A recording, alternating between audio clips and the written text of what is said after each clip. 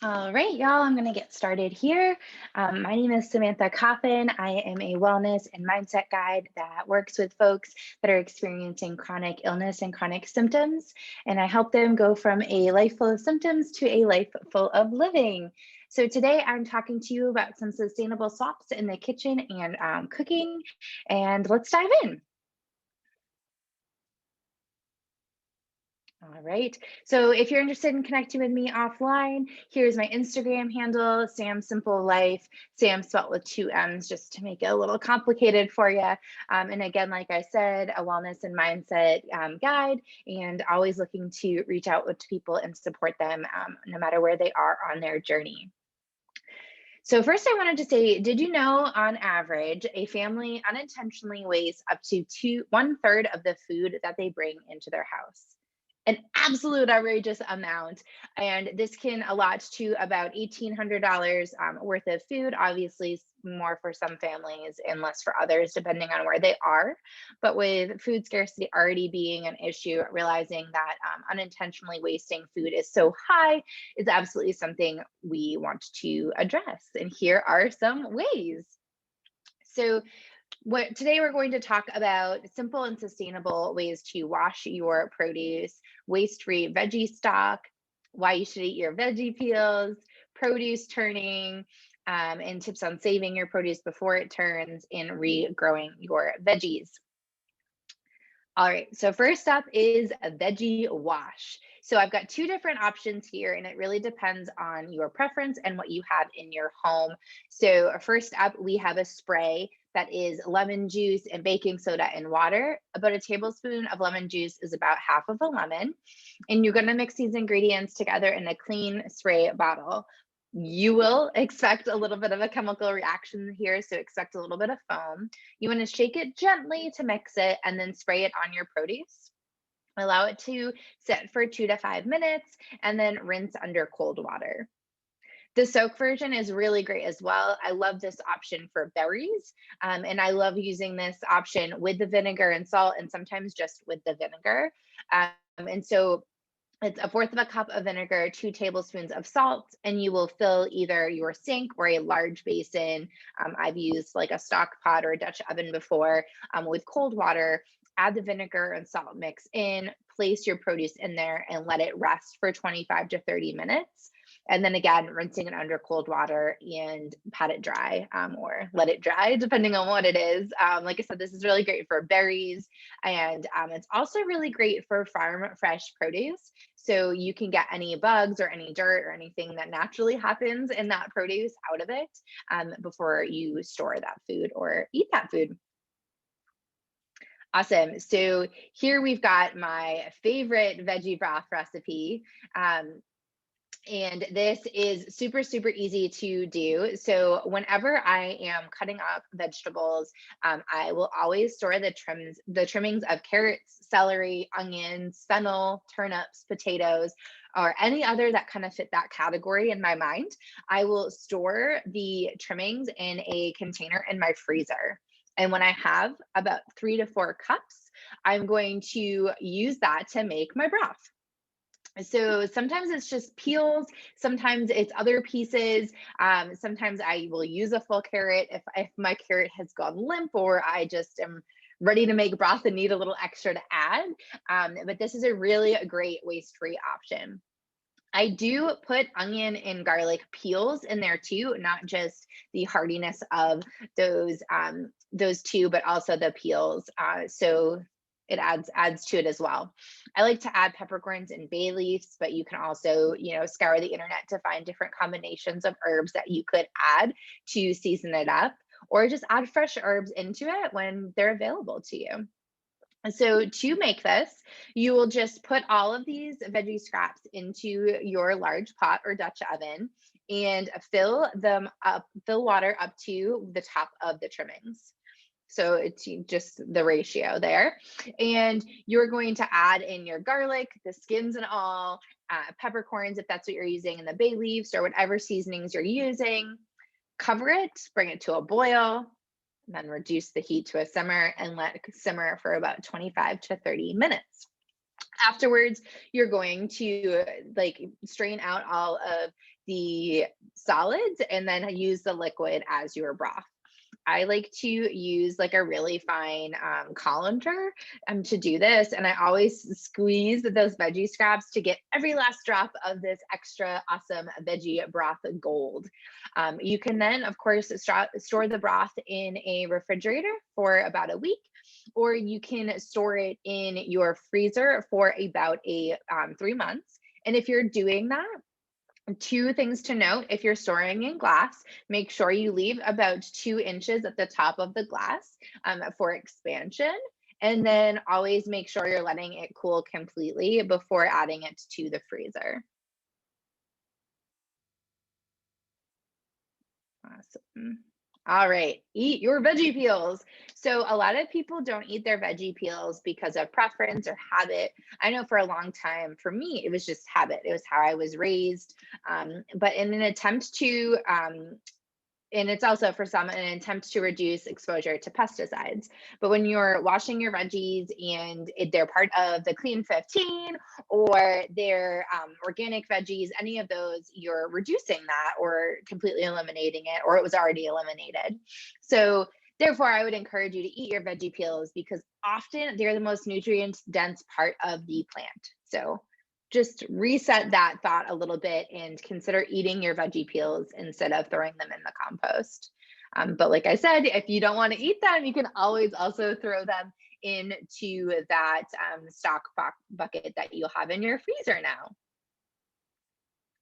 Okay, so what if your produce is turning fast? I know in my house, it's very common for spinach, berries, carrots, and avocados to turn on us without us even noticing. So I am an avocado-aholic, I like to say. I love them so much. I eat them whenever I can get my hands on them. And nothing is sadder than an avocado that has gone bad. It's like absolutely devastating, especially if you knew it wasn't ripe and you were watching it and then all of a sudden it turned on you, right? Or if you get a few of them at the same time, I know sometimes when Bonnie and Soul has them, like you end up with a handful of them. And what happens when they all turn at the same time? I've got some tips for you. Okay, so first up with spinach.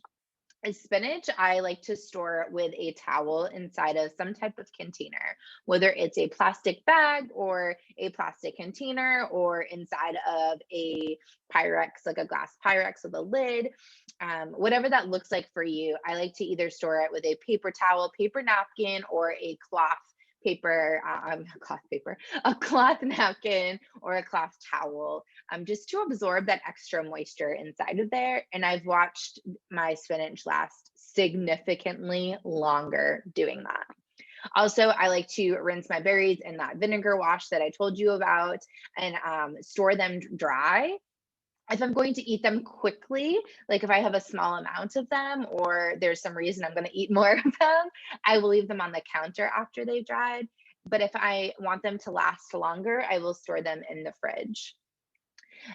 For carrots, I like to store them in water. So if I have the time to cut them up, I will cut them into sizes that we like to snack on, like with dressing or hummus, or I will put them in water in a larger glass Pyrex dish so that like the full carrot is immersed. But if I don't have either of those options available, I'll stick them in a mason jar, like a wide mouth mason jar with the bottoms in, cut the tops off if there's any greens on the top, and just immerse the ends in water and change that water every couple of days. This keeps them from getting like wilty and sad. And if your carrots do get wilty and sad, sometimes just putting them in some water revives them. So that is my favorite way to store carrots. What I do for avocados is I keep them at room temperature until they've ripened. And once they've ripened, they go straight into the fridge. Now, what if you need to do more with those avocados? So you can freeze them. And how I like to freeze avocados is to make them pretty much into avocado mush, mash, guacamole, whatever you want to do with it. And what I'll do is I'll mash them up with some type of citrus, so usually either lemon or lime, and any desired spices I want, and sometimes I'll just leave it plain. And then I freeze them in silicone molds, which I'll show you in a little bit in my kitchen. So I just freeze them in those silicone molds, and once they're frozen, I pop them out and store them either in a bag or a jar in my freezer until I'm ready to use them. Reminder, always label your containers with the contents and the date. And then to defrost these, I usually will just put them at room temp for a little while. They'll usually defrost pretty quickly. If I need to speed up the process, I will put them in like a small container, like a small bowl or a small cup, and then put warm water in a slightly bigger bowl or cup below them, and they'll melt or defrost quite quickly. Now you can do a very similar process with fresh herbs. So it's very common to have an abundance of herbs in the summertime, especially things like basil, and you might not have access to them in the wintertime. And so a great way to preserve them and keep them in your kitchen year round is to chop them up and add about a tablespoon each and each ice cube tray in an ice cube tray, and then top them with either olive oil or avocado oil. And just like the avocados, once they're frozen, you can pop them out and store them so that you have the use of your ice cube tray again. You can, of course, use silicone molds for both of these or ice cube trays for both of these. I do think the silicone molds are a little bit easier just because they're flexible, but either will work. Just make sure that you are labeling and writing the date and the content so you know what it is and when you stuck it in your freezer. All right, up next is smoothie packs. This is probably my favorite way to save any and all produce from the compost. Whenever, ever I have produce turning and I know like maybe I'm leaving the house or I have a lot of meetings or something's going on where I'm not going to be able to eat that produce in the time that I know it's going to go bad, I make a smoothie pack. And so what this looks like is adding fruits or veggies into a container in my freezer that will make a complete smoothie. So my favorite smoothie has both spinach and banana.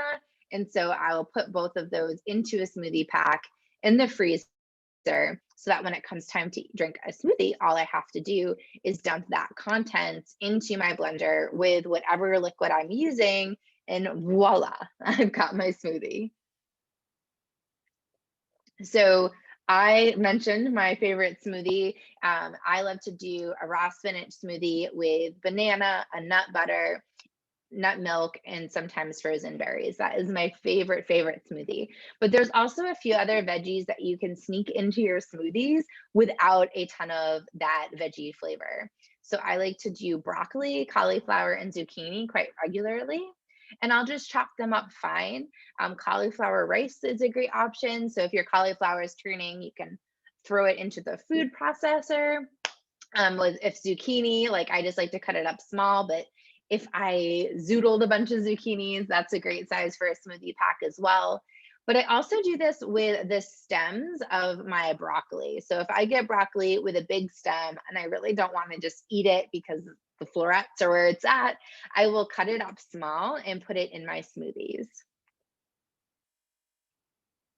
Awesome. So another thing you can do is blanch and freeze your fruits and vegetables. You're not going to blanch your veggies, I mean your fruits, but you can blanch them. So most veggies can really easily be blanched and frozen to be enjoyed later. And I actually like to add this piece to my meal prep. So when I have an abundance of, say, like look at this picture here, I've got an abundance of broccoli, carrots, and some red pepper and some green beans. And I like to use this melody for stir fries. And so I will put it all and I'll blanch what needs to be blanched. And then I will freeze them usually on a tray and then mix them all together into a bag. You can also just not skip the on the tray and just put them right into a bag and then pull them out when you need them. This is really great for some of my favorite recipes. I like to make a plant-based mac and cheese that includes onions and potatoes and carrots. And so I will cut out that rationed amount and blanch it and then add it to that freezer bag so that when we're having a busy day, I don't have to worry about having the fresh produce. I don't even have to worry about measuring it. it's already all set and ready for me, which is awesome and a massive, massive time saver. So whenever you're looking to blanch any of your produce, I just recommend giving it a quick Google search to seeing how quick you're going to blanch. Blanching is when you're going to add these vegetables raw to boiling water for a very short period of time. It's usually just a minute or two. It depends on the particular produce. But this is a really great way to just give it that quick little zap of a cook and then freeze it. And it'll be just like buying frozen veggies from the store, and it's awesome, massive time saver, also a massive food saver, which is why we're here today. The other thing you can do is fruits and berries, and all of those can be frozen. You probably have some frozen bananas in your freezer already. Many of us do that. But a great way to do berries is to lie them out on a lined parchment or reusable silicone mat on a tray and let them freeze like that before transferring them into a bag. I'll show you in a little bit. That'll make it so they don't all stick together, and you'll literally have like little blueberry or raspberry ice cubes, if you will, and be able to use those in smoothies, in baking recipes, and pancakes, and all the yummy goodies, as well as just like adding to your water in the summertime, or just snacking on when it's hot or when you want something that's cooler. With bananas, I recommend peeling them first and storing them in a plastic container. I like to break them in half as well. Sometimes with smoothies, I don't want to use a whole banana, and it's kind of hard when they're frozen. But if that isn't a route for you, I've always been able to just throw the whole banana in the freezer as well, and then just let it chill out on the counter for a few minutes before I needed to use it for whatever recipe I was doing, be it banana bread or banana muffins or banana pancakes, or of course, our smoothies. Awesome. Up next, we've got here is regrow. So this is so fun. It's super fun for kids as also for adults. You can regrow a handful of vegetables, and it's really, really, really fun. So celery is probably one of my favorite because you just don't expect it, but it grows just like those little celery leaves are always on the inside of your celery. You'll start to see that grow out through the center, and then you'll get some new celery. It happens with lettuce as well, and then of course with green onions. My biggest tip with this would be to never have too much water. So you can see that the water in with these lettuces is just like literally just below where the original cut was. And I like to replace the water quite regularly, every day or every couple of days. And then just make sure you're paying attention to it. With the green onions, they want to be cut when they're ready to be used. So just pay attention to that and enjoy them for as long as possible. I also have an extra bonus here, which is super, super fun. You can grow your own avocado tree. Ah, if you haven't seen, there's a theme here. Avocados reminded you I was an avocado-aholic. What you can do is take the pit of your avocado that hasn't been nicked by your knife and peel off the outer skin. So there is a dark brown skin on the outside. If you can't get that skin off very easily on your own, what you can do is just soak it in some water for a little while. So you're going to peel that off, then you're going to wrap it in a damp towel and put it in a baggie for 1 to 4 weeks. Check on it every now and then. If the damp towel, like if it's a paper towel, if it gets moldy or anything, just toss that and replace it. You will not need to re-wet it if you're keeping the same towel. And that baggie is just creating a little greenhouse effect in there and keeping it super warm and cozy. Once a little tiny root pops out the bottom of the slightly cracked avocado pit, you will want to place that in some water. I like to use Old Spice jars because they can balance the pit so the pit's not submerged, and then that root can just grow down into the water. Now you can keep it on a container like that spice jar or a kombucha bottle for quite a while. Actually, for as long as you want. It's just going to hinder the growth. and then you can put it in a larger bottle, or you can eventually plant it once those roots are established. Now, it probably won't ever bear fruit because it does need to be pollinated with another tree. And it usually takes about 4 to 7 years for an avocado tree to become mature. But they're absolutely beautiful, super fun little experiments. They make incredible gifts. And if you try this once, you probably will never throw an avocado pit away again. It's really, really fun. Awesome. So I'm going to quickly bring you into my kitchen. So let me move that direction. I do have dogs in my home. So if they bark, that's what you're hearing. And just show you some of those things that I talked about. Before I do that, though, I did want to let you know some of my contact information. So here we have my email, my website, as well as my Instagram handle again. So please feel free to reach out at any time. I would absolutely love to hear from you and see if you have any questions. I'm always here for you as well. All right, we're in the kitchen now. So let me turn that video back on and stop sharing my screen. Hi from my kitchen. Okay, awesome. Molds that I have that I use for those herbs or for the avocados. For the avocados, I do like to have a wider base like this heart shape or a square or something more similar to your stereotypical ice cube tray. Otherwise, I really like these ones for the herbs. They're pretty deep. You can see here, and they're easy to pop out as well. So these are really, really great options. So the broccoli, this is what it normally looks like, right? I'm going to show you what I like to do with it. So I've got a bunch of stuff in my freezer that I have preserved so that I have less food waste. And here is my broccoli. So it's in a reusable plastic bag here, or it's silicone. And I just cut them up real nice and small here so that they blend really easily in my smoothies. So I just take those stems and cut them into pieces about this big so that they blend no problem pretty quickly so I can get on with my day when I'm having a smoothie. And this is the same thing. These are bananas, like I said, marked broken in half for smoothies. And here are some blues. So blueberries completely on their own, no problem there, not stuck together because we froze them on that tray and then transfer them to a bag. All right, again, if you're using mason jars with any liquid, remember to do about 2 inches from the top. A lot of jars actually will have a mark to let you know where to stop filling. These ones, they have a pretty solid line here, and I stop about there just for expansion so your mason jar does not break. And you can also reuse like tomato sauce jars and everything like that because we're not doing a canning still, we're just sticking them in the freezer.